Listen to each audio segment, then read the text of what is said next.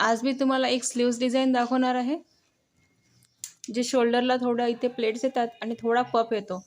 तर या स्लीव्ससाठी तुम्हाला जी आपली नॉर्मल स्लीव्ज आपण जशी कटिंग करतो तसंच करायचं आहे. आता मला इथे 10 इंचाची स्लीव्स पाहिजे, तर मी 10.5 घेतलेलं आहे आणि वर मला थोडा 3-3 प्लेट्स टाकायच्या आहे शोल्डरला. त्यामुळे मी इथे 3 इंच वर घेते. जशी स्लीव्सची जी आपण मार्किंग करून घेतली आहे त्यापेक्षा जास्तचा घ्यायचा आहे आपल्याला 3 इंच. जर तुम्हाला जास्त प्लेट्स पाहिजे असेल तर तुम्ही 5 इंच घ्या, त्याने पण चांगला पफ येतो. आता हा जो ब्लाऊज आहे त्याला मला 3-3च प्लेट्स घ्यायचे आहे, जास्त नाही टाकायचे त्याला.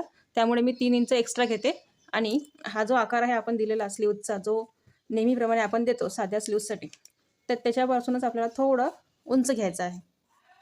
जास्त काही करायचं नाही आहे याच्यामध्ये, फक्त एक्स्ट्रा कापड घ्यायचं आहे आपल्याला इथे प्लेट्ससाठी.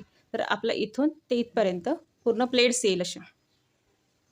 इथे प्लेट्स येईल आणि हा पूर्ण प्लेन राहील.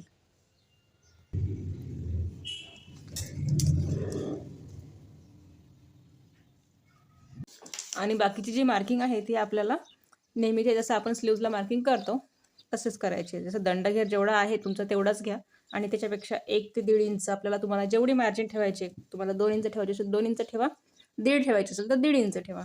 तर मी इथे 2 इंच ठेवते. 2 इंच एक्स्ट्रा मार्जिन ठेवायची आहे आणि मार्किंग करून घ्यायचं आहे. आता आपल्याला हे कट करून घ्यायचं आहे.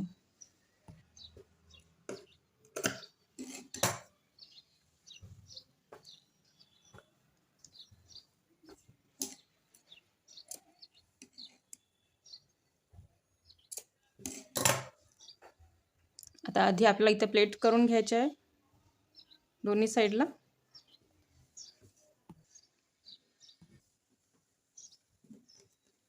जेवढा उंच तुम्हाला पफ पाहिजे असेल तेवढा आपल्याला एक्स्ट्रा इकडे समोर कापड घ्यावं लागेल.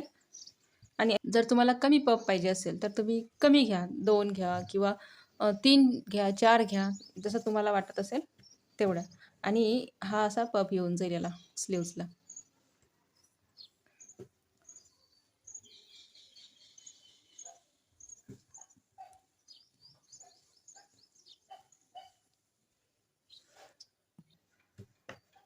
आता तुम्हाला इथे जर अस्तर अटॅच करायचं असेल तर अटॅच करू शकता, नाहीतर विदाऊट अस्तर पण छान दिसेल ही.